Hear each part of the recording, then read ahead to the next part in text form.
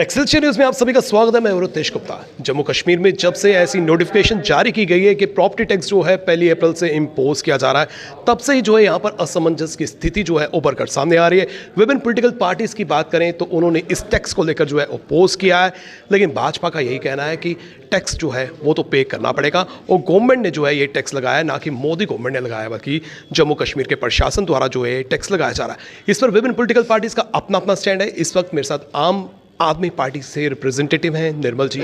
आइए इन्हीं से बात करते हैं और जानने की कोशिश करते हैं कि वो प्रॉपर्टी टैक्स को लेकर किस नज़रिए से देखते हैं और क्या स्टैंड रहेगा आम आदमी पार्टी का। मैम बहुत बहुत स्वागत है आपका एक्सेलशियर न्यूज़ में। Thank you so much. Thank you ji, बहुत बहुत शुक्रिया आपका। आप प्रॉपर्टी टैक्स की जो मैं बात करूं, और सबसे पहले तो मैं बात करूं क्योंकि ये सारा का सारा जो भी प्रॉपर्टी टैक्स है, ये लेफ्टिनेंट गवर्नर साहब का जो नोटिफिकेशन निकला है, जब मैं देख रही थी रविंद्र रैना जी भी बात कर रहे थे एंड मीडिया उनसे एड्रेस हो रहा था, तो वो कह रहे थे बात करेंगे, हम बात करेंगे, गवर्नर साहब से बात करेंगे।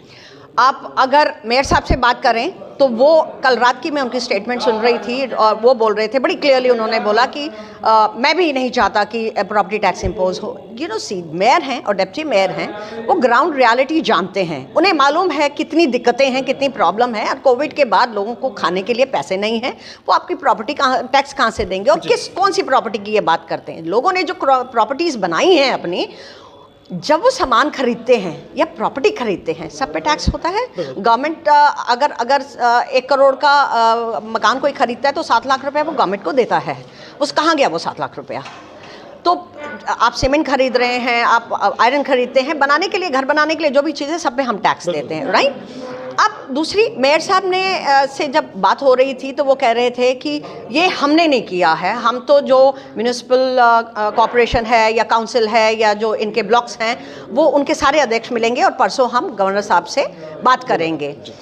यही बात रविंद्र रैना जी भी बोलते हैं। और बड़े मज़ेदार बात ये है, उनकी बात जब मैं सुन के मुझे हंसी आ रही थी, वो ये कि हमने तो नहीं लगाया, मोदी सरकार ने नहीं लगाया। मैं उनसे आपके माध्यम से ये पूछना चाहती हूँ, लेफ्टिनेंट गवर्नर साहब का जो यहाँ पे गवर्नर रूल लगाया है, वो कौन लगाता है? वो अपने यहाँ पे आ गए? वो तो सेंट्रल गवर्नमेंट ने ही लगाया है ना। और सबसे बड़ी बात है, जब भी कोई भी इंसान इस ओहदे पे होता है और वो किसी पर्टिकुलर पॉलिटिकल पार्टी से होता है, नेचुरली उसका रुझान अपनी पार्टी की तरफ जरूर जाता है। मैम, जिस तरह से आप भी अपोज कर रही हैं कि प्रॉपर्टी टैक्स यहाँ पर नहीं लगना चाहिए, विभिन्न राज्यों की बात करें तो विभिन्न राज्यों में जो है प्रॉपर्टी टैक्स लोग पे कर रहे हैं, तो जम्मू कश्मीर में क्यों नहीं? हमने कब कहा कि नहीं होना है? लेकिन ये राइट टाइम नहीं है, ये बिल्कुल राइट टाइम नहीं है। एक तो आप लोगों को घरों से बेदखल कर रहे हैं, नंबर 1। उससे कितने सारे आपने देखा होगा कितने सारे लोगों को हार्ट अटैक आया है, किसी की माँ को हार्ट अटैक आया, किसी को, क्योंकि आप एकदम आते हैं और घर से लोगों को बाहर निकाल देते हैं। और पूरा का पूरा J&K जो है वो सफ़र कर रहा है इन्हीं चीज़ों से, मेंटली हरासमेंट उनको हो रही है। ऊपर से आप ये प्रॉपर्टी टैक्स लगा रहे हैं। प्रॉपर्टी टैक्स ऐसे नहीं लग जाते। प्रॉपर्टी टैक्स के लिए पहले आपको अच्छे से पूरी की पूरी जो स्टेट है उसके ऊपर आप पूरा असेस करें उसे कि कहाँ पे किस चीज़ की ज़रूरत है, क्या है, रेवेन्यू हमारा कितना आ रहा है और उसका एक्सपेंडिचर कहाँ हो रहा है, कितना उसमें डेफिसिट है। ये सारा करने के बाद, और उसके बाद हर प्रॉपर्टी की कैलकुलेशन करी जाती है। आप रैंडम नहीं लगा सकते 5% इधर होगा 6% उधर होगा। जब भी आप प्रॉपर्टी टैक्स लगाते हैं तो एक चीज़ मैं बताती हूँ, बिकॉज मेरा घर दिल्ली में भी है, तो प्रॉपर्टी टैक्स वहाँ पे कैसे लगा हुआ है? वहाँ प्रॉपर्टी टैक्स लगा हुआ है बिल्डअप एरिया पे। आप प्रॉपर्टी टैक्स आप लैंड पे नहीं लगाते हैं, आपको ये पता होना चाहिए। क्योंकि हमारा एक फ्लोर बना था तो दूसरे फ्लोर की हम प्रॉपर्टी टैक्स नहीं दे रहे थे। तो जब मैं बिजली पानी के लिए गई, अब 2 रूम बनाने के बाद, तो उन्होंने कहा कि प्रॉपर्टी टैक्स भी देना पड़ेगा। वो प्रॉपर्टी टैक्स तभी होता है जब आपका कंस्ट्रक्टेड एरिया होता है। यहाँ पे तो इन्होंने, मैं जो नोटिफिकेशन देख रही थी कि आप किसी की लैंड है उसके ऊपर भी प्रॉपर्टी टैक्स लेते हैं। प्रॉपर्टी टैक्स प्रॉपर्टी जो बिल्डअप एरिया होता है उस पर होती है, नंबर 1। दूसरा, आप लगाएं, हम ये अपोज नहीं करने के लिए, लेकिन इस समय जहाँ टाइम नहीं, जहाँ उथल पुथल इतनी हो रही है, आप उसको 3-4 साल रुकिए ज़रा, गवर्नमेंट को इलेक्शन कराने दीजिए, चुनी हुई सरकार को आने दीजिए। और चुनी हुई सरकार जब आती है, जो रिप्रेजेंटेटिव्स आते हैं, उन्हें जनता की पल्स पता होती है, उन्हें पता है कहाँ किस एरिया में किसको क्या दिक्कत हो रही है। गवर्नर साहब को क्या मालूम है? ब्यूरोक्रेट्स के साथ बैठ के आप कोई भी डिसीजन लेके अगले दिन सुबह सुबह आप नींद से जागते हैं और कुछ भी आप कर देते हैं। तो आम आदमी पार्टी अपोज कर रही है कि this is not the right time to impose this. Jammu Kashmir की पर्टिकुलर बात करें तो यहाँ पर बेसिक नेसेसिटीज़ की भी कमी है, इंफ्रास्ट्रक्चर की कमी है, और लोग जिस तरह से यहाँ पर अपने घरों पर रह रहे हैं, और केंद्र सरकार की बात करें वो भी आवासीय योजना ला रही है। एक तरह से लोगों को घरों में बसाने की बात की जा रही है, तो दूसरे जो बसे हुए हैं उनसे टैक्स की बात की जा रही है। बेसिक नेसेसिटीज़ की कमी है, इंफ्रास्ट्रक्चर की कमी है, फैसिलिटीज़ की कमी है, तो टैक्स के ऊपर टैक्स जो है खासकर 370 निरस्त होने के बाद यहाँ पर देखने को मिल रहे हैं। मजा हो गया ना इनको, तो इनको 370 इसीलिए इन्होंने निकाला कि जनता को बेवकूफ़ बनाते जाएं, उनसे रेवेन्यू इकट्ठा करते जाएं और अपनी तिजोरियां भरें, और जब इलेक्शंस हो तो वो पैसा इस्तेमाल करें। This is what BJP is doing. आप सारी जगह देख लिए, जहाँ जहाँ पे भी है रेवेन्यू आप इकट्ठा करते, आप लगा कहाँ रहे हैं। मैं एक छोटा सा एग्जाम्पल दे रही हूँ। मैं सैनिक कॉलोनी में हूँ एंड पिछले 6 साल से I am fighting with the system, और 3 बार मैंने लेफ्टिनेंट गवर्नर साहब को भी, ऑनरेबल गवर्नर साहब को लेटर्स भेजे। मेरे हस्बैंड ने एज अ ब्रिगेडियर रिटायर होके विद 5 प्रेसिडेंट अवार्डी है वो, आप हमारे घर के आसपास आए, मैं वहाँ अपने किसी गेस्ट को नहीं बुला सकती, बिकॉज वो नाला पूरा का पूरा, जितने भी मरे हुए जानवर वो फेंक जाते हैं लोग, कूड़ों के ढेर। एंड इतनी 3 बार खड़े होके मैंने खुद सफाई कराई है अपनी जेब से पैसा खर्च करके। म्यूनिसिपैलिटी कहाँ है?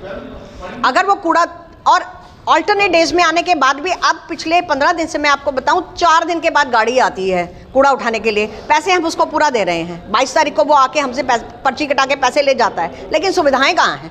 पानी वहाँ उस एरिया में, सैनिक कॉलोनी जैसे एरिया में पानी 3 दिन के बाद आ रहा है। तो मैंने जय साहब से फोन पे बात करी, मैंने कहा पानी नहीं आ रहा, कहते जी पीछे से ही पानी नहीं आ रहा है, तो जब आएगा तो तब देंगे।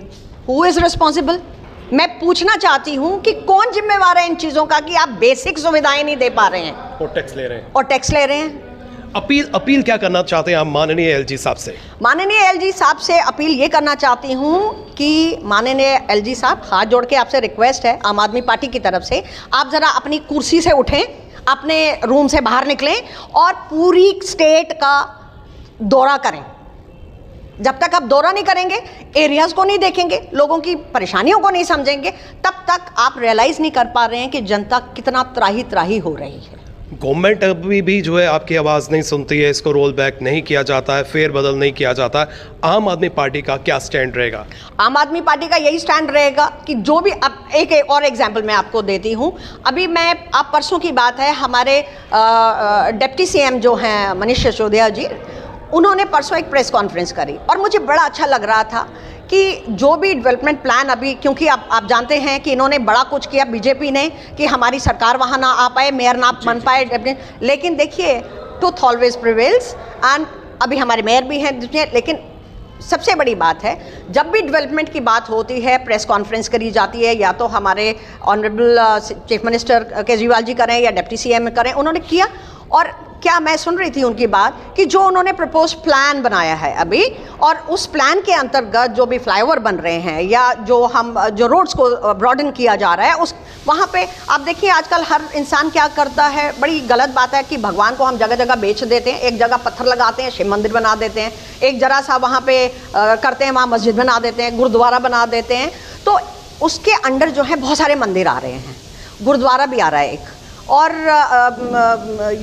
क्या बोलते हैं, आप भी कमिश्नर्स हैं उनको बुलाया, वहाँ के एसएचओ को बुलाया, उसके बाद सारी फीडबैक ली, उसके बाद जितने भी इनके रिप्रेजेंटेटिव हैं मंदिरों के या गुरुद्वारे के या चर्च के या मस्जिदों के, इन लोगों को बुला के उनको पहले एक्सप्लेन करा, पूरी दिल्ली की जनता को मीडिया एड्रेस करके पूरी जनता को बताया कि यहाँ से ये चीज़ होगी, ये टूटेगा, मतलब जनता को अवेयर तो करो जी। आप कुछ भी करते हो और जनता को बताते नहीं हो, आधी इंफॉर्मेशन जनता तक पहुंचती है, तो नेचुरली कियोस्क तो आपको पता स्टेट में होना ही है। तो आप लगाएं, जो भी करना चाहते हैं आप उसकी पहले प्रॉपर एक ब्रीफिंग दें सबको, जनता को अवेयर कराएं कि हम ये करने जा रहे हैं, इसका ये प्लस पॉइंट है, ये नेगेटिव है, एंड नेगेटिव जो है उसको कैसे हम दूर कर सकते हैं। आफ्टर ऑल आप अगर हैं तो किसके लिए हैं? जनता ही नहीं होगी तो आपने ये पत्थरों ईंटों को तो नहीं वो करना है। एंड ब्यूरोक्रेट्स का मज़ेदार बात ये है, सॉरी मेरे घर में भी ब्यूरोक्रेट्स रहे हैं, मेरे अपने father in law he was a chief secretary Maharashtra government. Bureaucrats को लोगों के साथ कोई लेना देना नहीं होता, क्योंकि उनका 1-to-1 कनेक्शन नहीं होता, वो वोट बैंक नहीं है, उनको क्या लेना है, they are not answerable to people. So जो गवर्नर साहब जो भी एक्शन लेते हैं उसका आगे से शायद उनको बताते ही नहीं होंगे कि इसका रिपरकशंस क्या होने वाले हैं।